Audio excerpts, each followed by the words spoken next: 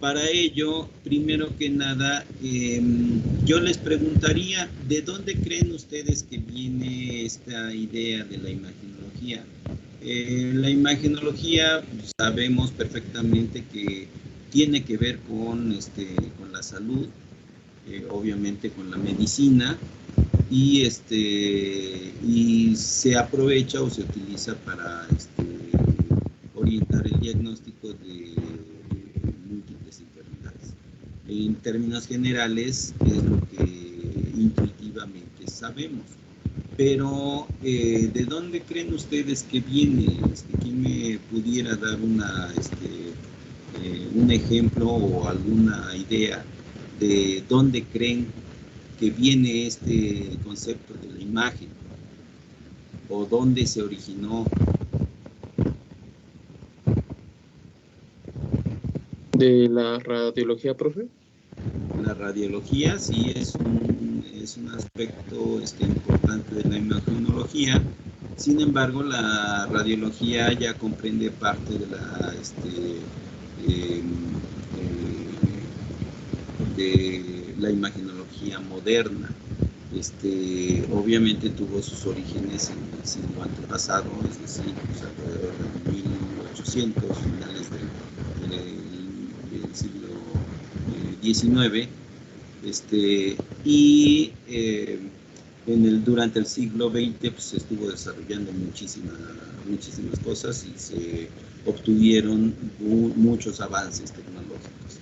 Sin embargo, no podríamos decir que solamente comprende esa parte.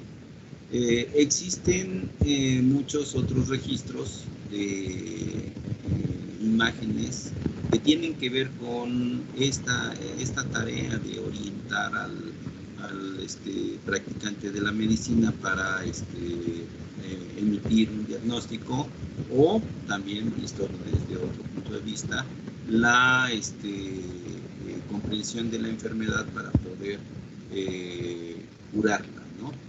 Entonces, en ese sentido, tenemos que la imagen para orientar el diagnóstico médico se ha venido utilizando desde siempre que ha existido esta actividad de la medicina. Y entonces, en ese sentido, la siguiente pregunta sería, ¿quién fue el primer exponente de la medicina? O sea, ¿quiénes fueron los primeros que hablaron de la medicina? ¿Los griegos? Los griegos, sí. Esculapio. Y ellos tenían incluso tenían un recinto dedicado específicamente a esa práctica, en donde se consideraba que los enfermos o los pacientes eran personas que estaban atacadas por, en aquel entonces se consideraba mucho que la parte religiosa tenía una gran influencia en el estado físico de las personas, y se consideraba que eran los dioses los que otorgaban la salud o la retiraban, la quitaban.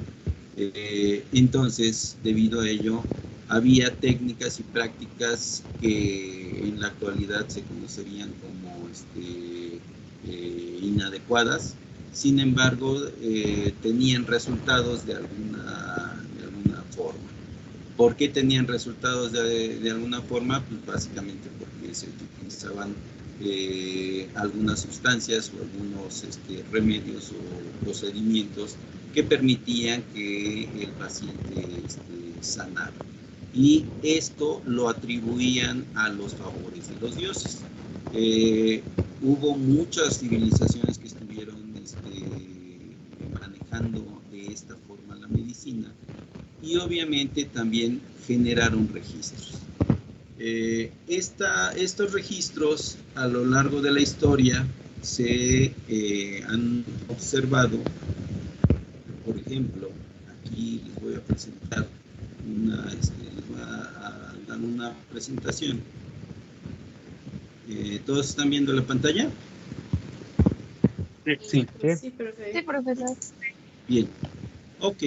Entonces, hablando de estos temas, de estas situaciones, ahí hay un error, dice, tiene doble I. Le estamos poniendo a este tema imagenología antigua, aunque realmente o estrictamente hablando, imagenología ya hace referencia a las técnicas modernas para obtener imágenes. Podría considerarse que la imagenología viene desde antes, desde muchísimo antes, es decir, desde todas aquellos momentos en donde se realizaba la práctica médica. Y en ese sentido, podemos decir que, por ejemplo, para civilizaciones antiguas como el Antiguo Egipto, hay algunos pergaminos que muestran la manera como se debe hacer un tratamiento o un procedimiento para, por ejemplo, en la imagen que se observa ahí a la derecha, el realizar un parto, realizar la extracción del bebé, de la madre, y había un conjunto de técnicas y procedimientos que se tenían que llevar a cabo para poder lograr esa actividad, ¿no? Esa práctica. Entonces, este tipo de civilizaciones tenían que hacer esos registros y esos pergaminos para poder tener una buena práctica. Se podría decir que también estos pergaminos son origen de los actuales procedimientos médicos que se emplean para poder llevar a cabo una intervención quirúrgica o algún otro tipo de procedimiento médico. En la imagen de la izquierda también se observa allí una técnica empleada para revisión de el ojo o la nariz. No está claramente explícito aquí, pero finalmente pues es una técnica ya sea oftalmológica o de algún otro procedimiento. Otra cultura que también produjo registros de prácticas médicas fueron los griegos, y en la antigua Grecia, pues, como ya se dijo, estaba Esculapio y otros personajes importantes allí, pero dentro de lo que son registros se dibujaba sobre vasijas o sobre algunos instrumentos cotidianos las diferentes prácticas que se utilizaban. En realidad hay pocos registros de esto, pero sí por ahí aparecen algunos. En la imagen de la izquierda se observa un procedimiento por medio del cual se hace una sanación de la extremidad. Y en la imagen de la derecha podemos observar que atribuían justamente todas esas prácticas a los dioses, y por lo tanto había que hacer ofrendas y algunas otras actividades necesarias para que la persona alcance la sanidad. Entonces, en estas épocas había mucho énfasis con la idea de que existía un poder sobrenatural que estaba otorgando o retirando la salud. Hablando de la cultura china, también en la cultura china se generaron registros, pero esta cultura llegó a obtener información todavía más profunda de la práctica médica. en donde, si se dan cuenta ahí en la imagen de la izquierda, tenemos una imagen muy similar a lo que es el esqueleto humano, y esto significa que obviamente conocían el interior del cuerpo humano, mientras que otras culturas no alcanzaban a distinguir las estructuras internas, pues todo lo relacionaban con los efectos producidos por las sustancias y las sustancias que les aplicaban y los favores de los dioses. En este tipo de cultura observamos que ellos, los chinos, procuraban entrar más a profundidad en el conocimiento del cuerpo humano. Y ahí hay registros, se observan que hay registros en donde se conoce la estructura de algunos órganos, entre ellos el esqueleto humano. También se relacionaban algunos puntos de importancia para poder darle solución a alguna enfermedad. Y estas regiones, estos puntos, relacionan los chinos a muchas diferentes enfermedades que tienen que ver con las fibras nerviosas. Actualmente sabemos que son las fibras nerviosas, pero en aquel entonces pensaban que esos puntos estaban conectados internamente a través de un laberinto que nos permitía identificar cada uno de los órganos, al menos en función de nuestro cuerpo.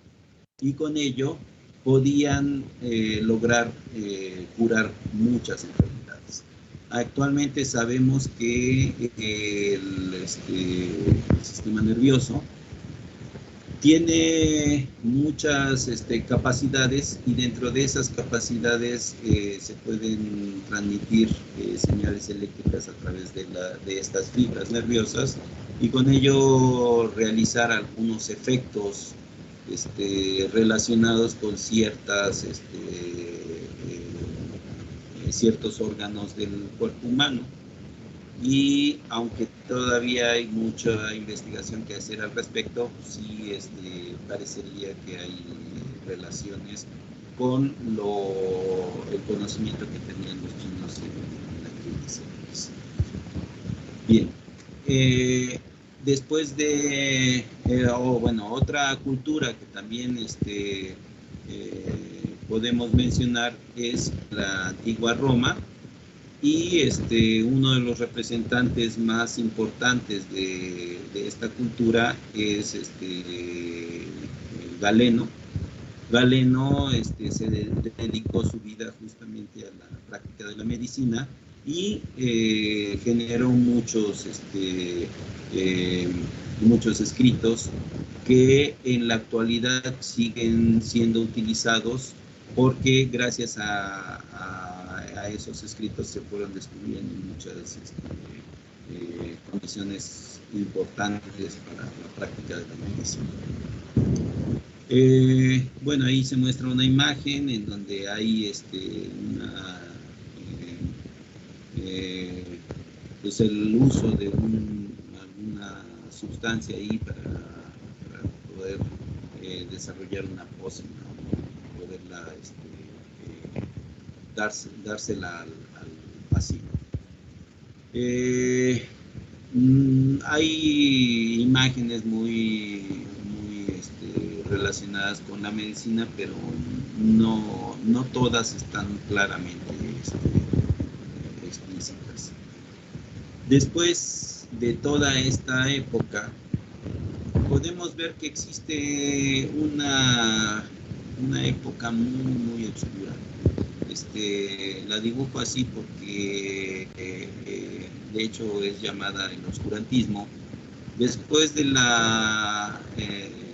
romanos, la caída del Imperio Romano, empezó la Edad Media, y Fue una época de aproximadamente 1000 años en donde en Europa, debido a las creencias y a los mitos producidos por las religiones, no solamente hablo de la religión católica, también estoy hablando de religiones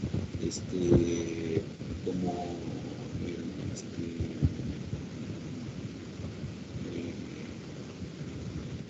religiones del Medio Oriente, y algunas otras religiones en donde se consideraba que el cuerpo humano era un santuario. En estas condiciones podemos decir que la gente empezó a creer que el cuerpo humano era, por el hecho de ser un santuario, era inviolable. No debería de saberse qué hay dentro de él. Y por lo tanto las enfermedades se relacionaban con nuevamente los favores de Dios, hablando de las religiones monoteístas, o los favores de los dioses para las religiones politeístas, en donde ahí predominaba principalmente la idea de que el cuerpo humano era inviolable y no se permitía para aquellas personas que practicaban la medicina que tuvieran la oportunidad de conocer el interior, es decir, no había manera de abrir el cuerpo humano ni cuando estaba vivo ni cuando está muerto. Entonces, esta época, que duró prácticamente 1000 años, fue propiamente una época de atraso, porque no se pudo avanzar en el conocimiento de la medicina. Hubo algunos personajes por allí, incluso que fueron severamente castigados por el simple hecho de intentar introducir cosas al cuerpo humano. No se permitía introducir agujas, no se permitía meter sustancias más que por los medios normales, ¿no? Que era la boca, y bueno, hablando de sexualidad, pues la vagina, ¿no? Entonces, lo único que estaba permitido era eso, y también bajo ciertas reglas muy, muy estrictas. Entonces, debido a ello, en esta época propiamente no se generan imágenes ni registros al respecto de la práctica médica. Quizá haya por ahí regado alguna información, pero era muy celosamente. Y bueno, posterior a esto surgió el Renacimiento, que fue la época en donde se empezaron a generar nuevas ideas, nuevas formas de pensar, y se empezó a hacer dibujos, al menos en la parte externa del cuerpo humano.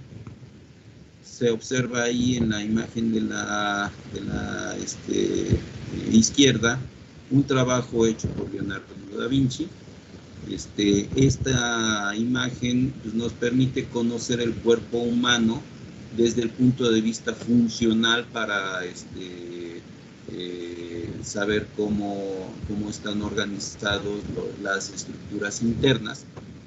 Leonardo da Vinci tenía la gran habilidad de que a través de sus dibujos nos permitió conocer cómo es que el cuerpo humano está formado, y si se dan cuenta, sus dibujos eran tan claramente hechos que se dice que este personaje estaba muy adelantado a su época.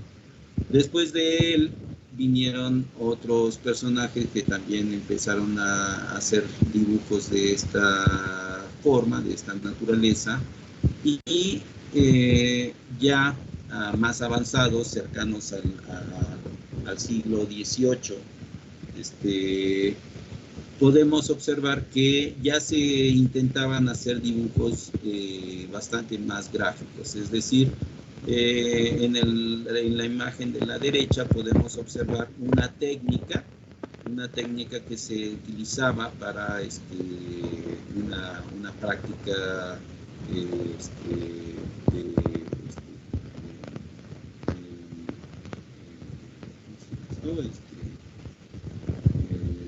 revisión de la vejiga, y pues ya se puede mostrar una parte interna del cuerpo humano, donde allí al aplicar esa técnica se observa los efectos que está produciendo. De igual manera hay muchas otras imágenes que proporcionan estos procedimientos, y era la manera que tenían los médicos de aquella época para poder conocer esos procedimientos y divulgarlos. Bien, ya que tenemos todo esto, empieza el siglo XIX, y más o menos a mediados del siglo XIX empezaron a surgir muchos conocimientos nuevos acerca de la física, la mecánica, y algunas ideas del electromagnetismo, de tal manera que se experimentó fuertemente en ese campo, al grado de que se desarrollaron algunos equipos para poder realizar esas investigaciones.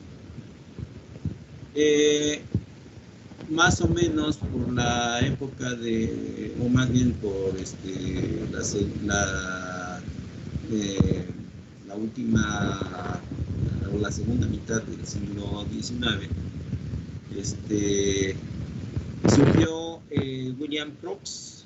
William Crookes era un físico inglés que dedicó su trabajo al estudio de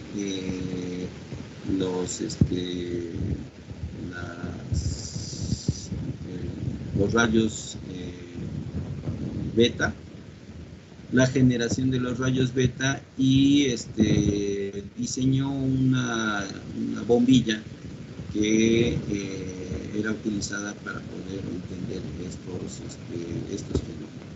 Si se dan cuenta, ahí en la parte de arriba tenemos esa bombilla, en donde podemos observar que por un lado, por el lado derecho, tenemos un elemento al cual le llamaremos cátodo, que es calentado a una alta temperatura, y esto produce una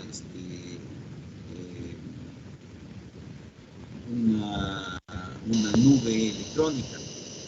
Esta nube electrónica se acumula en ese cátodo, en esa región, y posteriormente a través de un segundo elemento al cual le llamamos ánodo, generamos una diferencia de potencial muy elevada entre estos dos electrodos.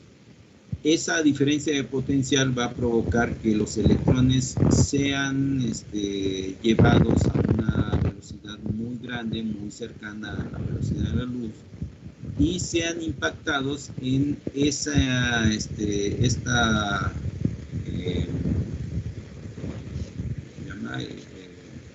esta placa que tiene una forma de cruz, y esa placa en forma de cruz genera una iluminación en color verde, produciendo una sombra en el extremo contrario de la bomba. Su trabajo era básicamente el estudio de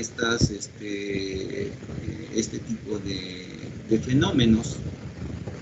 Se sabía ya para entonces que la existencia del electrón y por lo tanto ya se conocía que esos rayos que se producían eran electrones que se impactaban sobre estas placas. Lo sorprendente en aquella época de este fenómeno era que no se podían explicar que si el electrón es una partícula, ya se sabía que era una partícula, ¿por qué producía luz? ¿Cuál era la razón por la que producía esa luz verde que se observa allí? Y entonces empezaron a tratar de resolver esa duda y encontraron que existen radiaciones en forma de luz que producían estas imágenes. Me refiero a la imagen que está poniéndose allí en el lado derecho. Bien, pero aún así todavía había mucho desconocimiento acerca del electromagnetismo, de las partículas. De tal manera que vienen otros personajes como Wilhelm Röntgen, que este personaje empezó a trabajar justamente con estos tipos de grupos. Él es un físico alemán que dedicó su vida a entender estos fenómenos, pero él casualmente tenía básicamente dos inquietudes. Una era saber cómo se comportaban estos rayos, estos rayos beta que producían esa luz verdosa, y por el otro lado también tenía el interés de descubrir cuál era la composición de la materia, ¿no? Entonces, dentro de sus intereses, empezó a trabajar con el tubo de Crookes.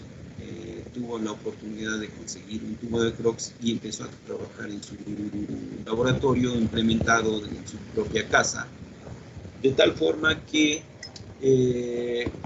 estuvo largo tiempo trabajando con estos tubos.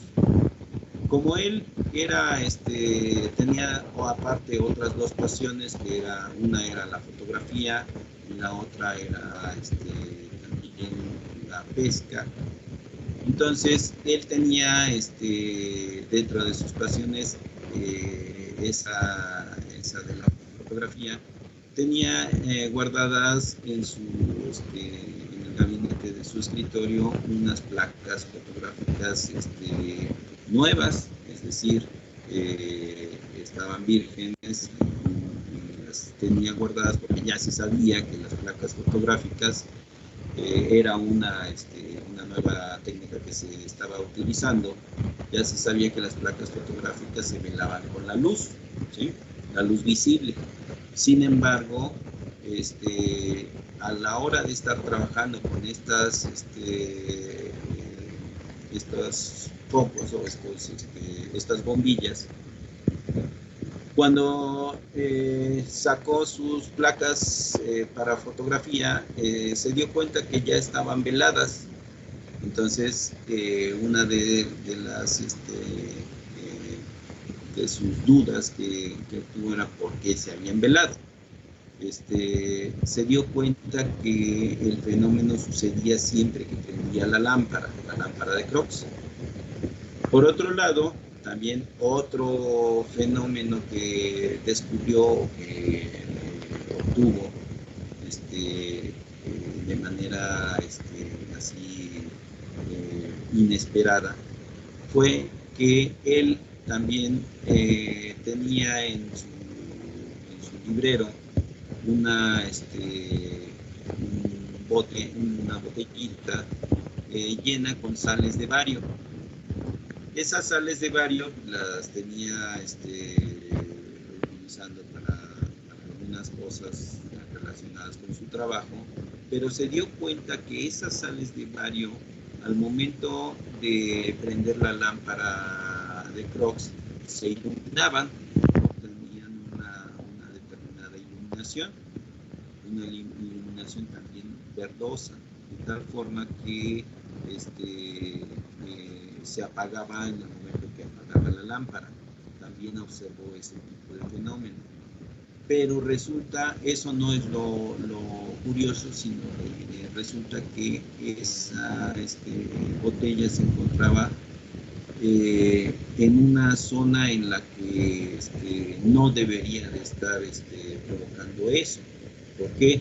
Porque estaba a través de un conjunto de libros y propiamente esas sales estaban muy ocultas, de tal forma que ninguna forma de luz podía llegar a esa botella.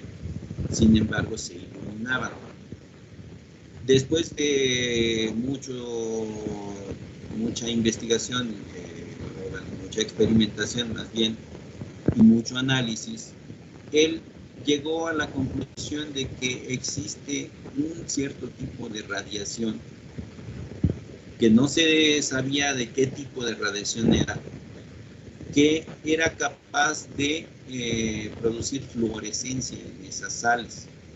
De igual manera, eso también explicaba la razón por la cual se velaban las placas fotográficas.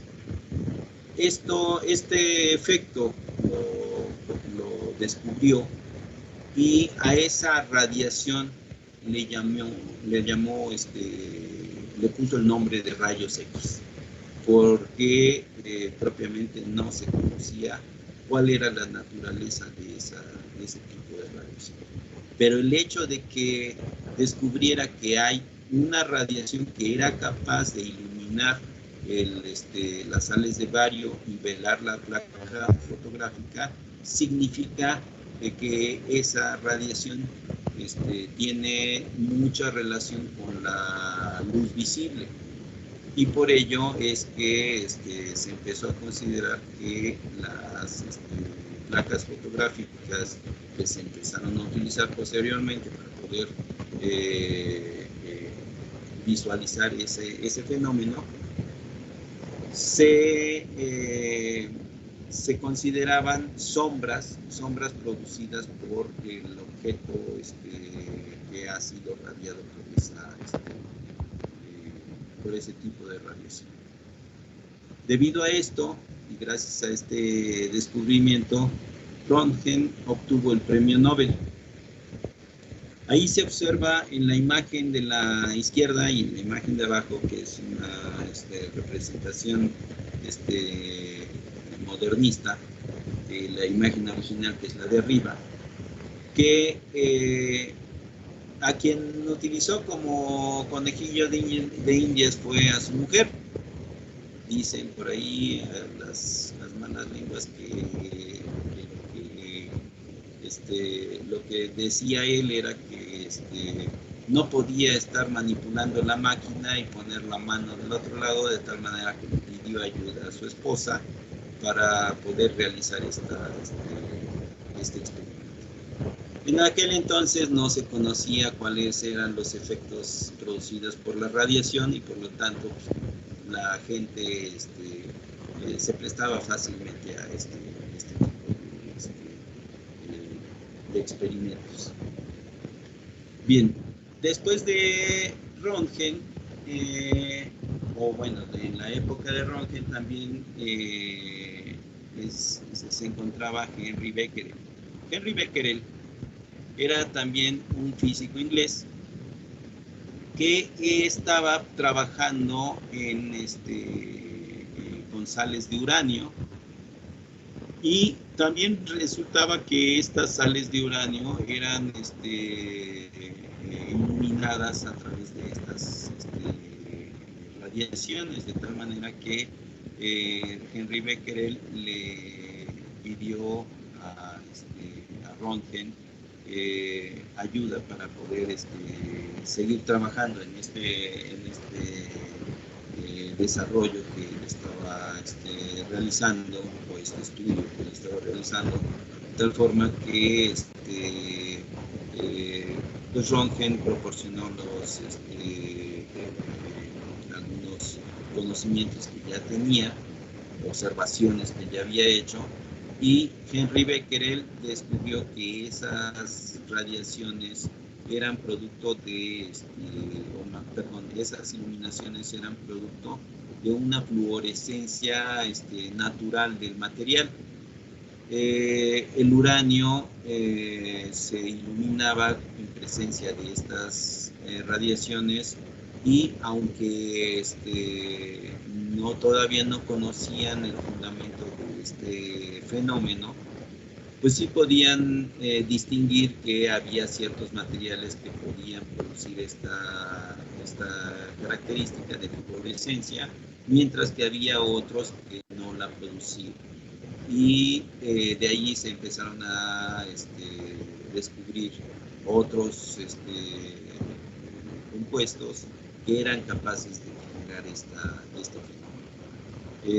Se estuvieron llevando varios registros al respecto y se obtuvieron muy buenos resultados, que en la actualidad se utilizan para la producción de distintos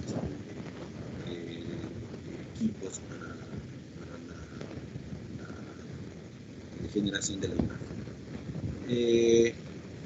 En aquel entonces, como Henry Becquerel, también dentro de sus intereses estaba el conocimiento, profundizar en el conocimiento de la radiación.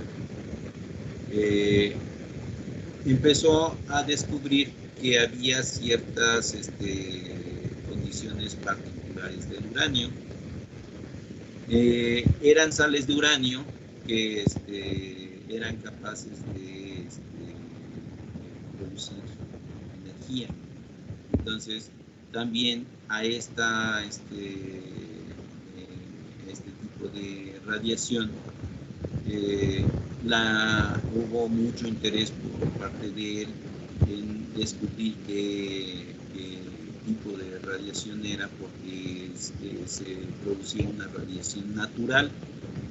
Esa radiación natural partía de las sales en vez de que fuera una fluorescencia. Él básicamente empezó atribuyéndole el uranio era una sustancia que producía fluorescencia, pero se dieron cuenta que se dio cuenta que había ciertas condiciones en las que el uranio producía sin haber excitado el material, producía radiación. Sin embargo, no alcanzó a comprender el fundamento de esta radiación, y a la par estuvo también trabajando María Curie y Pierre Curie. Estuvieron trabajando en este tipo de fenómeno que estaba sucediendo. María Curie fue una mujer muy perspicaz y muy tenía mucha voluntad de lograr sus objetivos. De hecho, por ahí hay una película interesante de la vida de este personaje, en donde se muestra claramente su perseverancia para encontrar los objetivos lograr los objetivos que se proponen. María Curie se dio cuenta que las sales de uranio producen una radiación natural, y esa radiación natural, natural le llamó radioactividad. Entonces, sabemos que existe radioactividad gracias al trabajo María Curie. También ella descubrió que no solamente existen elementos pesados como el uranio, sino que hay otros elementos todavía más pesados como el polonio. A esta sustancia le llamó polonio. ¿Cómo llegó a ese descubrimiento? Pues de toneladas y toneladas de material que contienen uranio, se puso a separar las sales de uranio, los diferentes componentes de esas tierras, y descubrió que hay una mínima parte de material que producían una gran cantidad de energía. Y obviamente este material era capaz de emitir radiación electromagnética que a su vez producía iluminación en ciertos materiales como las sales de bario y algunas otras sales. En aquel entonces no se sabía que esas radiaciones eran peligrosas y por lo tanto los trabajos que hacían pues, los llevaron a tener muchas afecciones de su propia salud. Sin embargo, fueron descubrimientos muy importantes para la humanidad y gracias a ellos se conoce el poder radiactivo de algunas sustancias.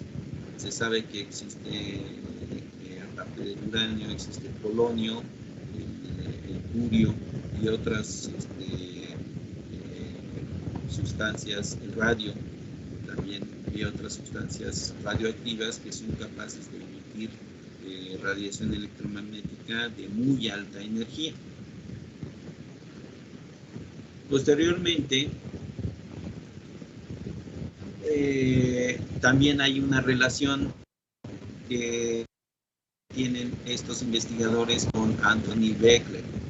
Anthony Becquerel fue un médico francés que vio la utilidad de las placas que producía Röntgen. Se dio cuenta que esas placas eran capaces de mostrarnos, sin necesidad de hacer una intervención quirúrgica, mostrarnos el interior del cuerpo humano. Se dio cuenta que podían observarse estructuras como los huesos y algunas otras estructuras de menor densidad, de tal forma que era posible hacer una revisión para determinar algún padecimiento que la quejaba. Esta idea propiamente dio origen a lo que actualmente conocemos como radiología. Estas técnicas que se empezaron a utilizar fueron utilizadas de manera irracional, de tal forma que propiamente se sacaban placas radiográficas como si estuviéramos tomando fotografías en la playa, y eran tantas las placas fotográficas que se pudieron obtener, de tal manera que el conocimiento que se obtuvo de estas placas radiográficas fue sumamente grande. Se hacían fotos o placas de tórax, se hacían placas de extremidades, de la cabeza, de la región pélvica, de tal forma que hubo mucha información que se pudo estar recopilando, y con ello se adquirió muchísimo conocimiento. Sin embargo, algunos médicos, incluyendo también a Becquerel, se dieron cuenta que había algunas condiciones adversas, y estas condiciones adversas fue que, por ejemplo, uno de sus sus ayudantes, justamente tenía mayor acceso a la máquina que utilizaba o al foco que utilizaba para generar la placa radiográfica, empezó a tener deformidades en la mano y después de un tiempo fueron atribuyendo a este fenómeno a la exposición a la radiación. De tal forma que se dieron cuenta que la radiación que estaban emitiendo las máquinas que producían este tipo de imágenes no era del todo benéfica y producía deformaciones. No se sabía o no se tenía una conexión directamente con el cáncer, pero sí se asociaba a ciertas enfermedades de carácter aleatorio. Entre ellas estaba el cáncer de piel, pero también por el otro lado se dieron cuenta, otro conjunto de médicos, se dieron cuenta que personas que estaban enfermas ya diagnosticadas de cáncer, ya se conocía el cáncer, ya se sabía que había células que eran malignas, y se observó que estas personas que tenían ya diagnosticado este problema, esta patología, resultaba que las células se reducían, o los cúmulos cancerígenos se reducían. Se notó principalmente en el cáncer de piel. Se observó que al exponerse a este tipo de radiaciones, estas células o estos tumores se reducían de tamaño, de tal forma que observaron que también por el otro lado, es la otra cara de la moneda, este tipo de radiaciones también eran capaces de curar algunas enfermedades que no tenían cura. Bueno, en la actualidad ya sabemos que el cáncer sigue siendo una enfermedad incurable, pero se puede controlar, se puede reducir. Y gracias a este descubrimiento es que esa exposición a la radiación permite tener estas disminuciones de los tejidos cancerígenos. Se descubrió esto en el cáncer de piel y también en el cáncer cervicuterino. En aquel entonces también era una patología que frecuentemente sucedía y era bastante estudiada, de tal manera que estos médicos justamente detectaron que esa exposición a las radiaciones de esta naturaleza, los rayos X, producían ese efecto de cura.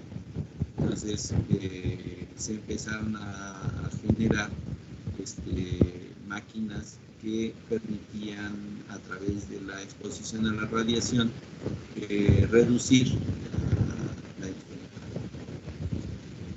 Y bueno, después de Becquerel vinieron muchos otros tanto ingenieros como médicos, investigadores, desarrolladores, que fueron creando las diferentes técnicas y procedimientos para la obtención de imágenes. Una de las características que tenían estas imágenes era que se superponían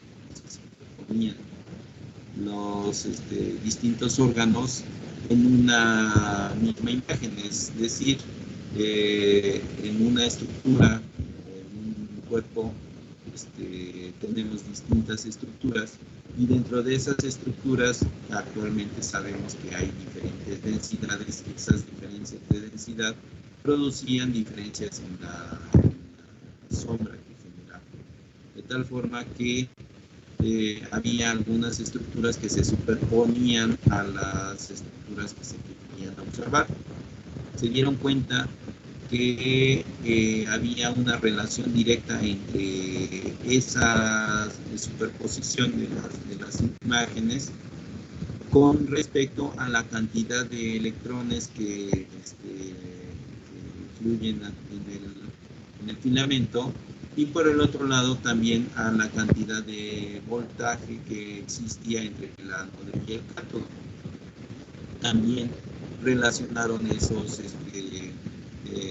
esas superposiciones con el tiempo de la exposición a la radiación, de tal forma que se fueron perfeccionando los sistemas y los equipos de rayos X para obtener imágenes con una mejor calidad, modificando algunos parámetros eléctricos, ya sea el miliamperaje de la corriente del filamento o el kilovoltaje del campo eléctrico que se establece entre el ánodo y el cátodo, o el tiempo de exposición. Entonces, en función de esos tres parámetros se pudieron obtener diferentes tipos de imágenes, y estas diferencias lograron la determinación de diferentes tipos de estudio dedicados a un órgano en particular o a una sección en particular del cuerpo humano. Y se ha logrado a lo largo de la investigación de la historia determinar para cada uno de los estudios que se requieren obtener las diferencias entre estas mezclas de variables que se pueden trabajar para poder obtener una imagen de buena calidad. Y bueno, después de estos personajes se tienen otros personajes que surgieron en el siglo XX. Ahorita no los voy a mencionar porque van a ser mencionados en otra parte del curso, pero sí podemos hablar de las técnicas que se han generado, que se han desarrollado, entre las cuales figura principalmente la tomografía, la resonancia magnética, el PET y algunas otras técnicas que actualmente se están utilizando para poder obtener esas imágenes. El propósito de todas estas técnicas es orientar al médico, al personal médico, para un buen diagnóstico de la enfermedad o también la ausencia de esa enfermedad. Principalmente, ya vamos a ver más adelante que este carácter de dirigir el diagnóstico nos permite tener una imagen más adecuada en función de esta condición. Y bueno, hay muchos otros datos que podríamos estar hablando acerca de la historia de la imagenología, en donde también podríamos hablar del ultrasonido. Y hablando del ultrasonido, hay una historia un poquito interesante al respecto. Se menciona o se dice que el ultrasonido tiene mucho que ver con un episodio de la historia muy relevante que se dio en 1912, que fue el hundimiento del Titanic. Y bueno, tal vez ustedes me digan, bueno, ¿qué relación tiene el hundimiento del Titanic con el ultrasonido? Tiene una gran relevancia, porque el hundimiento del Titanic fue un evento de gran trascendencia, porque gracias a eso se crearon muchas políticas de mejoramiento en los navíos para poder evitar justamente ese tipo de situaciones. El hundimiento de una nave tan emblemática golpeó tan fuertemente a la sociedad de aquella época que empezaron a regir y a generar leyes para poder establecer las condiciones apropiadas para poder navegar en los mares, sobre todo los mares del norte y los mares del sur, como son el Atlántico y el Pacífico Bajo, en donde hay una gran cantidad de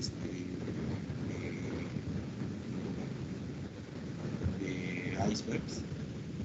Y sabemos que un iceberg, la parte que observamos en el exterior, pues es apenas menos del 10% del tamaño de bloque que está por debajo de la superficie.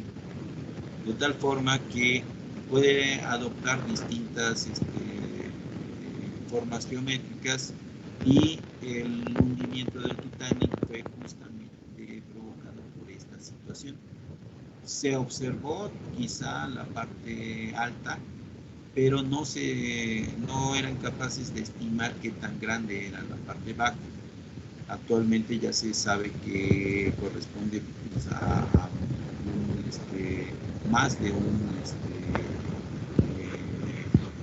90%, y eso provocó una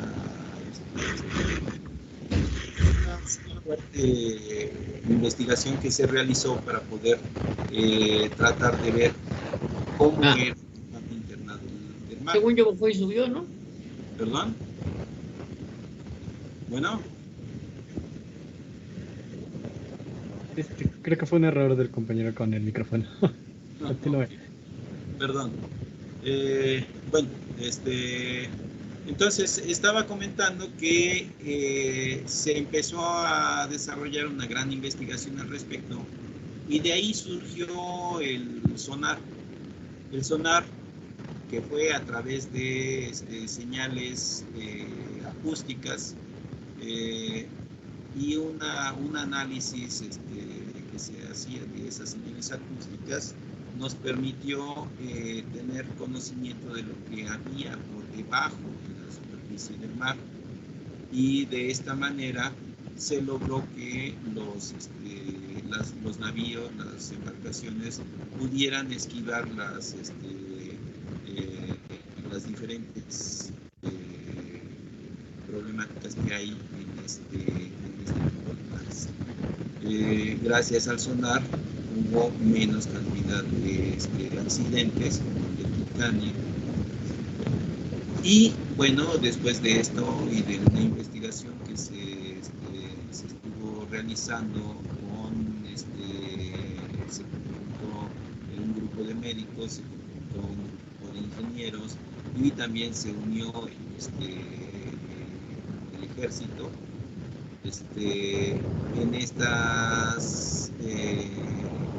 Con estos conocimientos se logró obtener una máquina que era capaz de visualizar el interior del cuerpo humano sin necesidad de aplicar radiación como los rayos X. En estas condiciones se desarrolló el equipo de ultrasonido médico, y este equipo de ultrasonido médico, este primer equipo de ultrasonido médico, dio origen a otro tipo de diagnóstico, porque aparte de las placas radiográficas que se tenían, ya se contaba entonces con esta nueva imagen, y que además de todo aparentemente es menos perjudicial que la imagen radiográfica.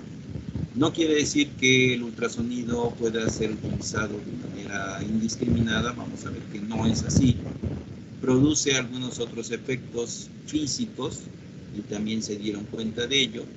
Estos efectos físicos son calentamiento, por ejemplo, genera irritación, también produce otro fenómeno conocido como cavitación, el cual es bastante peligroso, sobre todo si se utiliza en la zona de la cara, sobre todo en los ojos, y algunas regiones, algunas zonas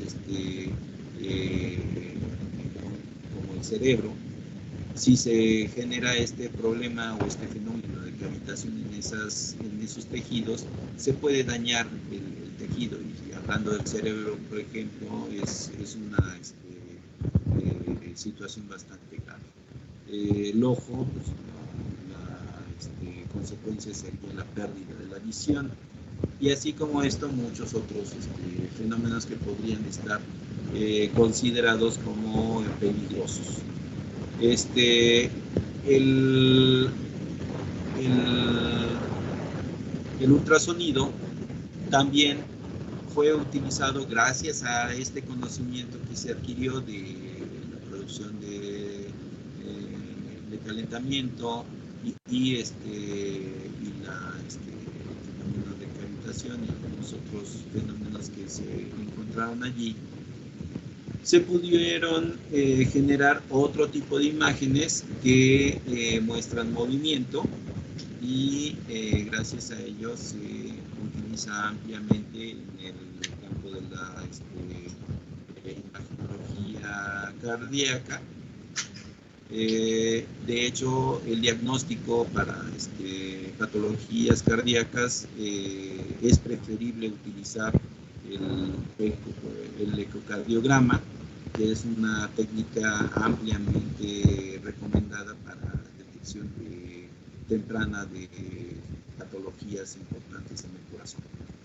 Y bueno, aparte de esto, también se generaron equipos para tratamiento, equipos de tratamiento para terapia, y se le conoce actualmente como terapia ultrasónica, en donde se produce relajación de los músculos y alivio dentro de las articulaciones.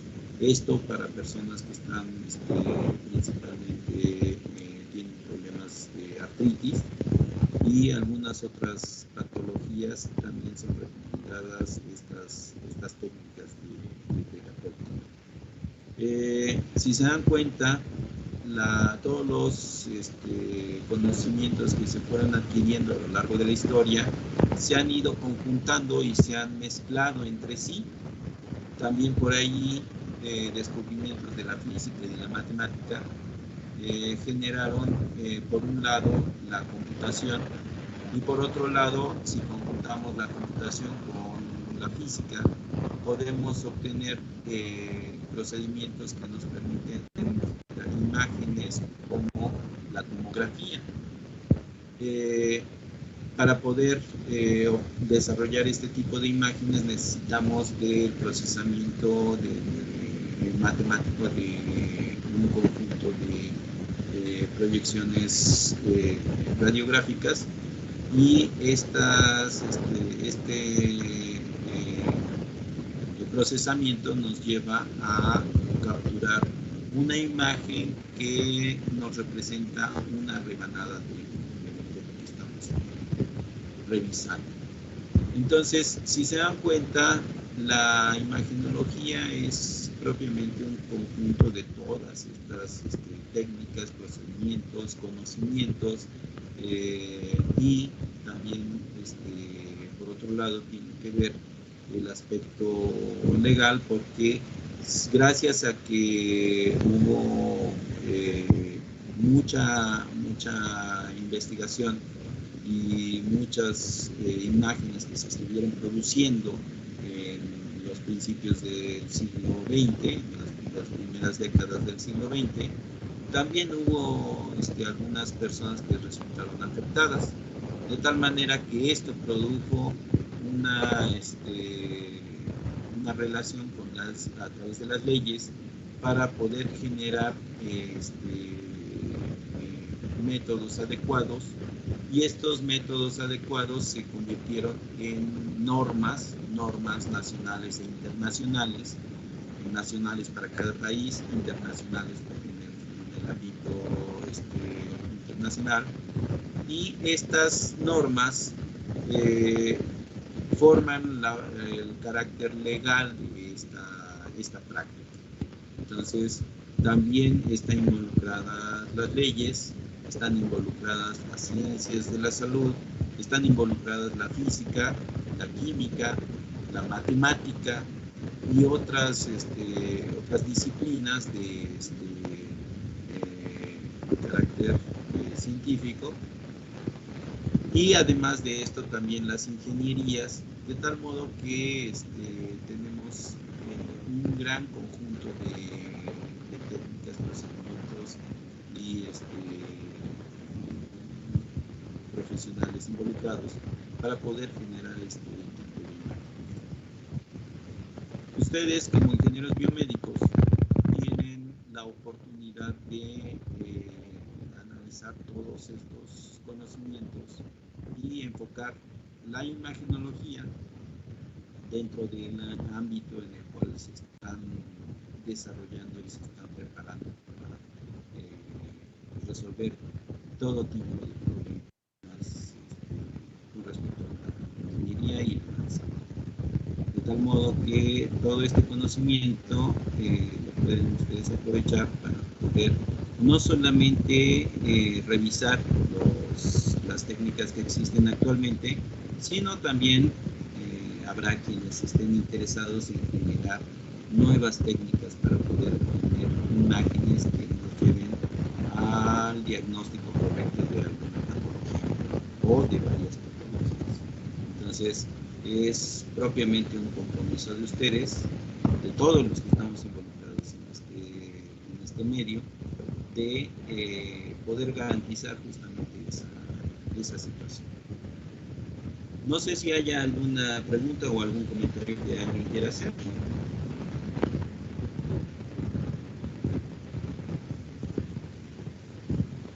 Profe. Todo bien. Adelante. Sí, Carlos, dime. Se habla mucho siempre acerca de la radiografía de Röntgen, de cómo imprimió como muestra y cómo mandó la muestra de la mano de esposa, como ahorita la proyectó. Pero ¿cómo lo hizo? Bueno, vamos a poner la imagen. Mi pregunta era, ¿cómo, bueno, usted sabe qué aplicación se utilizó en ese entonces para poder imprimirla? O sea, ¿qué método químico, supongo, qué reacción tuvo que tener esa placa para imprimir esa mano? Sí, bueno, vamos a tener un tema, vamos a revisar un tema que tiene que ver justamente con ello, la formación de la imagen. Existe por ahí más bien previo a esa imagen que podemos observar allí, existe la fase a la cual se le llama imagen latente, y después de un procedimiento químico, esa imagen se queda fija en el papel o en la placa, y nos permite obtener una imagen ya fija, ¿no? Es propiamente el proceso de revelado fotográfico. La diferencia entre una placa fotográfica antigua, desde luego, y una placa radiográfica no existe. O sea, vamos, es la misma, el mismo procedimiento. ¿Qué materiales se utilizan? Se utilizan haluros de plata. Y vamos a ver, como te digo, hay un tema más adelante en el cual vamos a ver cuál es la composición de esa placa radiográfica. Pero así te puedo decir que son haluros de plata que se encuentran dentro de una emulsión, y al momento de ser radiados por los rayos X, esos haluros se convierten en gránulos de plata pura. Después del proceso de revelado, los haluros que no fueron radiados y también los halógenos que se separaron de la plata son lavados, y ese ennegrecimiento propiamente son gránulos de plata que están depositados en esa emulsión. Al momento de pasar por el proceso químico, se endurece esa emulsión y se quedan los gránulos de plata allí en la placa radiográfica. De tal forma que más cantidad de plata significa una mayor cantidad de radiación que llegó allí, y menos cantidad de plata significa una mayor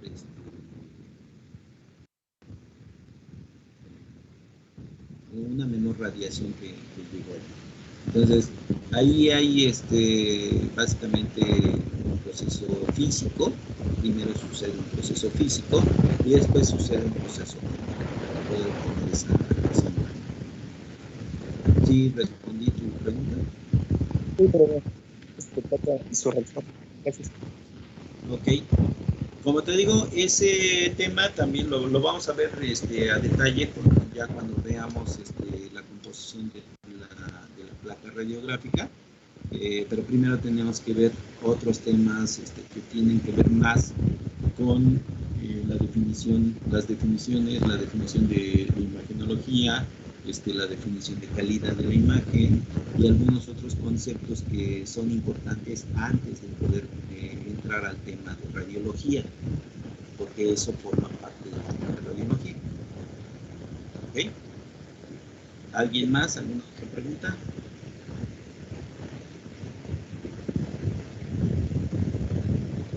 Parece que no. Bueno, pues entonces eso sería todo por el día de hoy. Nos vemos el próximo miércoles. Les voy a pedir de favor, y de hecho lo voy